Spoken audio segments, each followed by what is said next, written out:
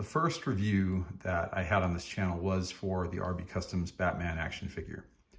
And I even think during that video, I said something to the effect of, this is the figure that we wish we had back in 1984. And as much as I love that figure, as time went on, I realized that there could even be a second version of this that would be really, really cool to see.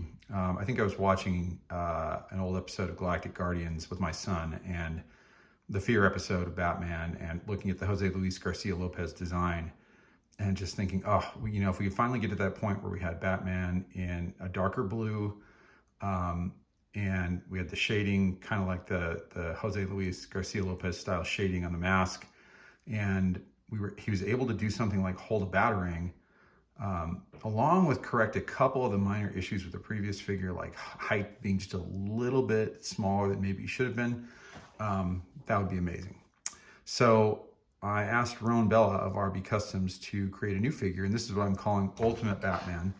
And Ultimate Batman kind of is the ultimate Batman for me, in that he gave me everything that I wanted since I was a kid. And, you know, collecting toys when I was younger and collecting the Superpowers line, into watching, you know, or reading comics as a teenager and getting excited about sort of the darker direction that things were going at the time. I was really excited to see my Batman have a slightly darker costume in the late 80s and early 90s. And that set him apart nicely from Superman. So I wanted to see that same thing recreated in action figure form. So we're going to go through this figure, and we're going to hit on a lot of things very, very quickly. But I want to cover a lot of the amazing detail that was done and created by RB Customs. So, oops. And you'll notice I'm very, very bad at getting figures to be in the right place at the right time. So first of all, let's just take a look at Batman. You'll notice I knocked his Batarang out. We'll get back to that in a minute. You can see the shading on the cowl is a little bit different. So if you look at the new McFarlane figure, or if you look at the RB Customs, the original Batman one, which is in the background, the black shadowing on the mask goes back further. This one is very nuanced in detail. I don't know if you can see it close enough, but we've actually edged into the mask a little bit further down. If you look at the Jose Luis Garcia Lopez style design, it's got the same sort of curvature that those designs had. So not as much shading back toward the top of the mask, and nuanced shading on the side of the mask. And this is kind of funny because I was never a huge fan of the shading as a kid. I was always one of those kids that wanted to see Batman with the blue mask. But I think as time has gone on, I've just, you know, learned to appreciate and had a bit more fun with the idea that the shading and the shadowing actually gives me a little bit of nostalgia for the fun and good old days. So a couple of other things to point out. So head sculpt, again, redone. We know Ron does a lot of work with heat, and very similar to the same head sculpt as the original Batman figure. He was able to also do something that I didn't ask for, but I think most of you have seen this on the pic that I posted a few days ago. You've seen the cape. You see how different this cape is. You see the draping effect, and I'm going to very, very carefully, because you got to be careful with this. Now these, yep, it's an action figure, and Ron does a great job of creating an action figure, but you have to be careful with this one in the sense that there's a lot of work done to shove the cape down into the figure. And if you pull it one way or the other, there's just so much, there's only so much that it can stand without being pulled out of the figure on this one. So I'm going to be very, very careful with it, but you'll see it creates a very nice drape. And, you know, a lot of custom and handwork goes into draping this, which is amazing. So you can drape it behind him nicely. You can pull it in front of him. You get that full, you know, Batman cape that became popular in the mid to late 80s and early 90s, that free-flowing cape. You get the real effect here. And again, I didn't ask him for that. That was something new he added to this figure. So a wonderful, wonderful improvement that truly does make this, you know, that ultimate Batman that we were talking about. So a couple things that stand out. The other thing that bothered me as a kid was he had no Batarang. And this Batarang, I believe, is from the Mezco Batcave set, the 3.75 scale set. And you saw it in his hand a few minutes ago. It fits very nicely. I asked Ron to drill a hole into his right hand. So I love the idea that he can use it as a balled fist, but also can hold a Batarang. And this 3.75 scale Batarang fits pretty nicely in there. I can just sort of jam it in, and it sits in very, very nicely. So Love that addition, and kind of gave me the accessory that Batman always lacked. For some reason, no one ever gives him a Batarang. I find it fascinating, you know, for this scale. So Kenner didn't do it. McFarlane has yet to do it. We have not seen it in the figures we've seen so far, and I just keep wondering if that'll ever get rectified, but I love the fact that I was able to get it here. So let's compare him to a couple of other figures. First, let's take the original Batman, just put him side by side. Oh yeah, one last thing to point out that was kind of interesting. So if you look closely at Batman, and you know, you've heard me talk in a lot of other videos about scale and how I get pretty obsessive about scale. Figures being scaled correctly relative to each other. And for me, for DC, it's using the Who's Who guide from the 80s to be sort of the starting point. And, you know, if you look at the Batman figure, he might just be a hair undersized. The head was always undersized a bit. And one leg is seemingly a bit longer than the other on that original figure. And so depending on which way you'd stand him, he may or may not be about the same height as Green Lantern, which he should be about an inch or so taller. Which now not in figure, you know, metrics, of course, but he should be just a hair taller than characters like Green Lantern or Aquaman, and should be a hair shorter than Superman. So we did that here. So, and we'll show the Superman comparison in just a minute, but Roan was able to extend the legs on this figure so that he gets to the correct height. You know, again, want Superman to be just a hair taller. Superman's supposed to be 6'3", Batman's supposed to be 6'2". So when you're trying to translate that into millimeters or inches, which we can do with really simple algebra, it takes a little bit of work to get that right. So cool comparison here to see, you know, the classic 1984 figure, which is still a great figure, but there were ways to improve its imperfections and take it to the next level. And this figure certainly does that. So the nice thing that Roan does is he uses this same figure as a base and then does so much work behind the scenes to get it to this point, which is just a lot of custom handmade work. Amazing. Let's take Superman, put them side by side, and if you put them side by side, back to back, head to head, Superman's hair is just a bit taller than Batman. Again, I apologize, and that's good, right? We want this to be taller than the top of Batman's head. Ears don't count, so we want to see that Superman is just a little bit taller. He is.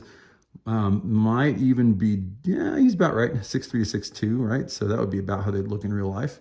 Love this style right here. This gives us kind of this ultimate Superman, ultimate Batman look that gives them enough contrast. Batman doesn't have his light neutral tone blue. He has that very dark blue.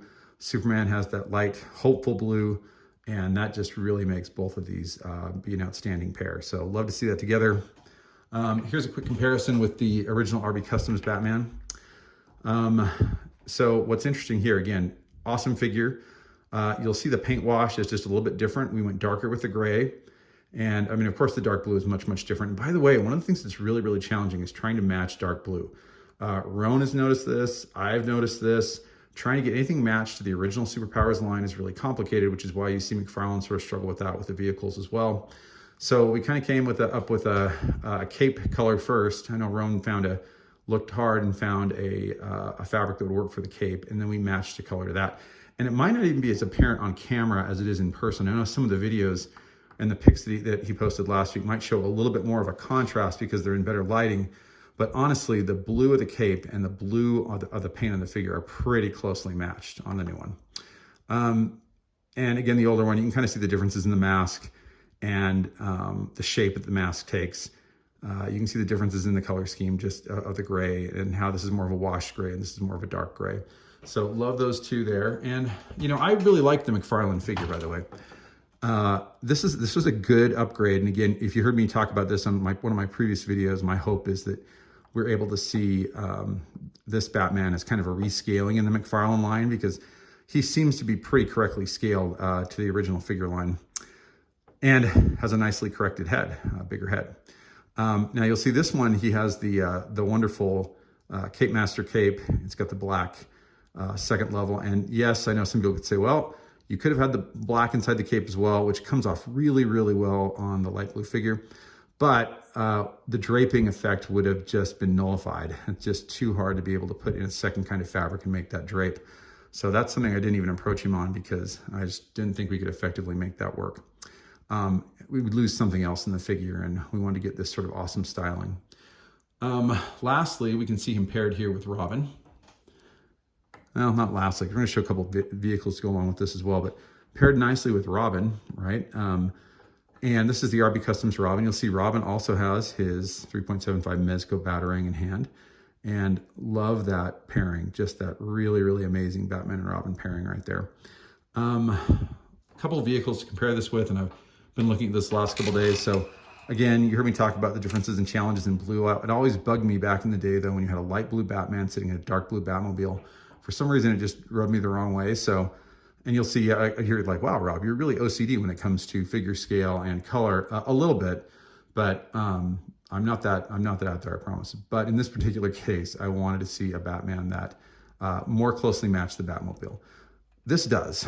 And I also think that if you see here the Batcopter, next to the Batcopter, looks pretty good as well. He fits in there nicely.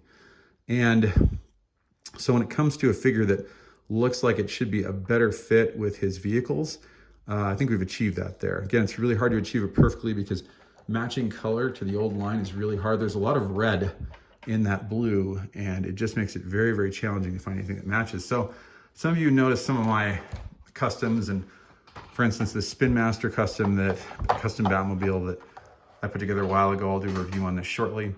You know, again, the color is probably in between the color on the Batman figure and the color on the original Kenner Batmobile here that we're using, this ink color of paint, but fits nicely with the figure, all right? Fits really, really nicely. So I'm finding that it's quite versatile. Batman looks like he's in his element. It looks like a great fit. And then, let's see, lastly, we'll take a look at like the McFarlane Batmobile to go along with this. And, you know, again, not a perfect match. We're not gonna see Jason Todd's figure here with the same matte finish as the figure next to him, but you will see that he's going to fit in here quite nicely. And, you know, I love cape sprawl on my Batmobile characters. And so you'll see has some excellent cape sprawl on this new cape. So that gives you kind of the full effect behind this figure and some of the reasons why I asked Roan to design this. So it's interesting because I noticed on one of the Facebook groups, a little bit of a discussion, just a little bit of a discussion popped up about price point and wow, these customs are expensive. And you know, by no means am I an RB Customs apologist. I love the stuff that Roan does. I know all of you know that. And I'm really excited to get my hands on it because it's the stuff that I've always wanted. And I'd love to see other people take advantage of that too when they can. It's one of those interesting things though, where I think people have to realize that not everything's going to be at the same price point and not everything's going to always be affordable or within our budget. And I don't mean to say it in any condescending way. It's really sometimes two questions. It's one, can we afford it? And two, is the quality of the item worth the amount? And, you know, in terms of, is the quality of the item worth the amount?